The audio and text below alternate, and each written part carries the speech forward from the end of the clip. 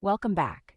Today it's inference questions, the ones that end in a blank and ask which choice most logically completes the text. The trap is picking an answer that sounds smart instead of one the passage actually proves. I run every single one of these through the same 3 checks, and today we'll mark up 5 together.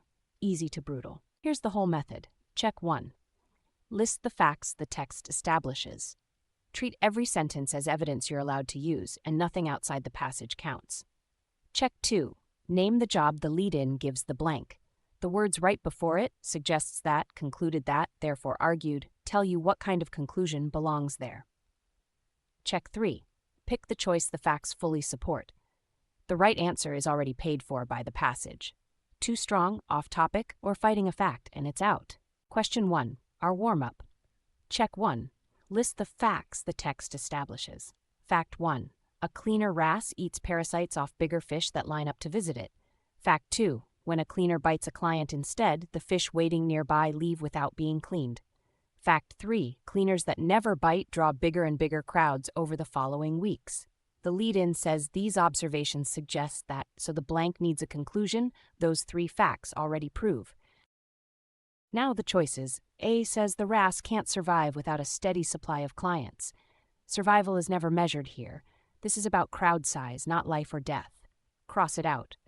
C says client fish recognize individual cleaners by their markings. Nice idea, but nobody tested recognition. That one's gone. D says the occasional bite has no lasting effect, yet the moment a cleaner bites, the waiting fish swim off. Contradicted, strike it. B says a cleaner that reliably removes parasites without biting pulls in more returning clients. Every fact points there. We keep B.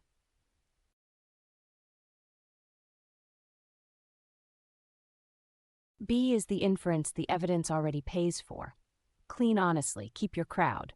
Notice it stays inside what was actually measured. Clients attracted and claims nothing more. Question 2. The facts. Before the printing press, nearly every book was copied by hand, about a year per volume.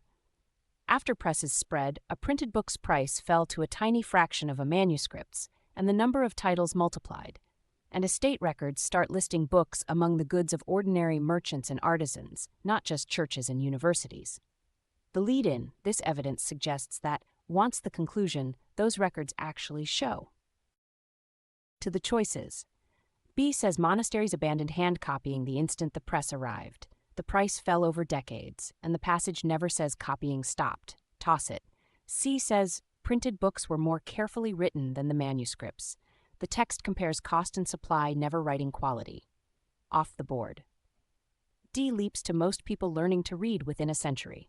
More owners isn't more readers, and literacy is never measured. Rule it out. A says printing put owning a book within reach of people beyond wealthy institutions. That's exactly what the records show. A stays.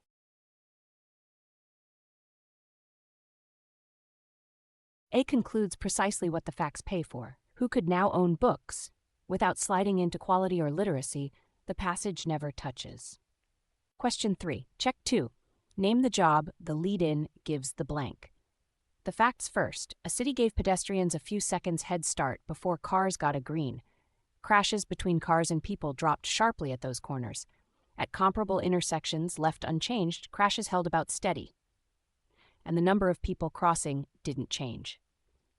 The lead-in, the engineers concluded that wants the conclusion that whole setup supports and that built-in comparison group is doing real work.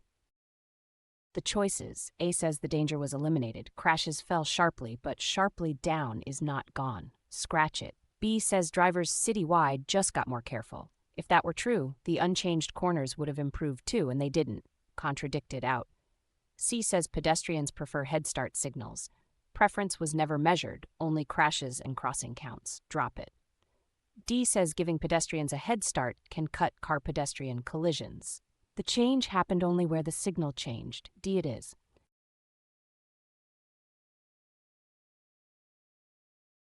D respects the control group. The only thing different at those corners was the head start, so the head start gets the credit.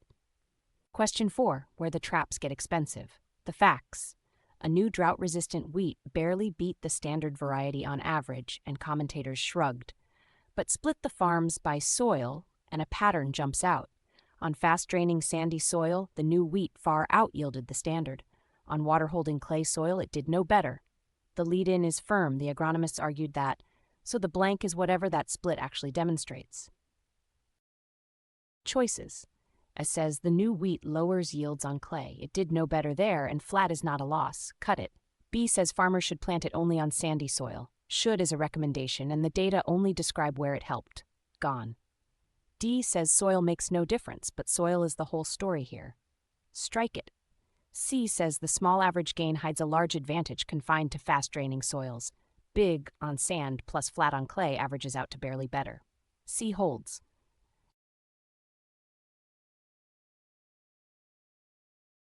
C is the only choice that uses both halves of the split.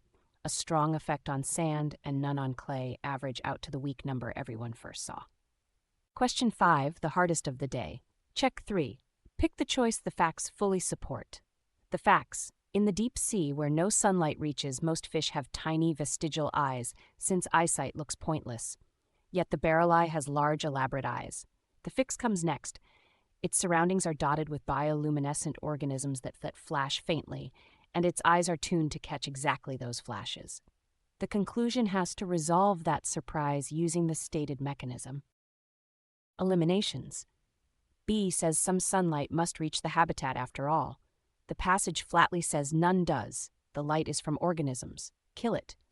C says most deep-sea fish will turn out to have big eyes too, but most have vestigial eyes, and one exception can't flip the rule. That one's gone. D says the barrel eye swims to the surface to hunt in daylight. Surface trips are never mentioned. Off it goes. A says good eyes stay useful in the deep when living organisms, not the sun, supply the light. That's the mechanism doing its job. A takes it.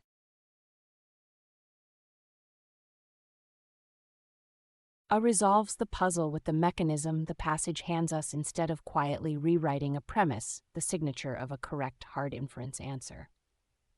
So that's the method. List the facts, name the blank's job, and pick the choice the facts fully support. 10 fresh inference questions are waiting in the printable practice test, and the link is pinned in the comments. Work them cold, then check yourself. See you in the next one.